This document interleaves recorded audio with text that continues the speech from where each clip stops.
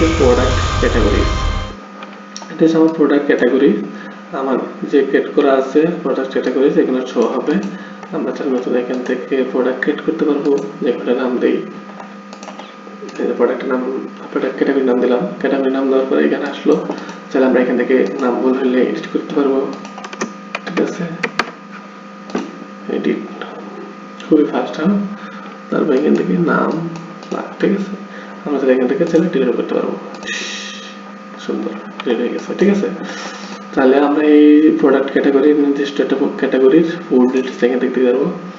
Category details, category নাম, slug, এই category কয়টা প্রোডাক্ট আছে, এই ক্যাটাগরি আন্ডারে কত স্টক আছে, এই ক্যাটাগরি আন্ডারে টোটাল অর্ডার কত হয়েছে, তারপর কয়টা হয়েছে আর কি, তারপর যে টোটাল রিলেটেড প্রোডাক্টস এই ক্যাটাগরির আন্ডারে এখানে সব হবে, একটা দুইটা তিনটে পাঁচটা।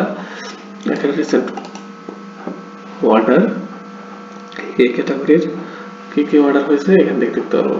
ঠিক আছে, আমরা একটা ব্যাকে যাই, ব্যাকে আসলাম, যে কোনো ক্যাটাগরির ডিটেলস দিতে হবে। ঠিক আছে, ওকে, আমরা যে কোনো একটু কলাম ভিজিবিলিটি দিয়ে নির্দিষ্ট দেখতে পারি, শুধু নাম দেখতে পারি এভাবে। সুন্দর।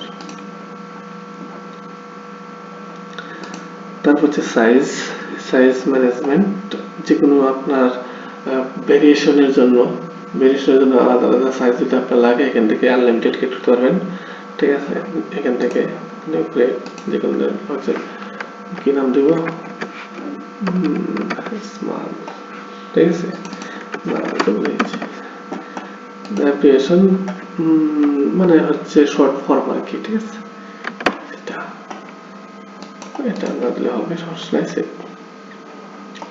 এখানে দিয়ে দিলাম স্মলারটি আছে একটা, যাই হোক আমরা এটাকে এডিট করে দিই, এখান থেকে এডিট করি, কি দেবো এটা, আচ্ছা একটা নাম দিই জাস্ট বোঝার ক্ষেত্রে থাকে। ঠিক আছে, তারপর আপডেট হয়ে গেল। এখন আমরা তাহলে এটা ডিলিট করে দিতে পারবো। ডিলিট হয়ে গেছে। এখন আমরা তাহলে যে কোনো একটা সাইজের ফুল ডিটেইলস এখান থেকে দিতে পারবো। ঠিক নেই, তারপর এখান থেকে ব্যাক, আমরা চাইলে যে কোনো একটা নাম দিয়ে এখানে সার্চ করি স্মল, ঠিক আছে, তাহলে আমরা কলাম ভিজিবিলিটি দিয়ে দেখতে পারি অথবা ডাউনলোড করতে পারি এখান থেকে, তাহলে রিসেট করে দিতে পারি ফুল ডিটেইলস। ঠিক আছে।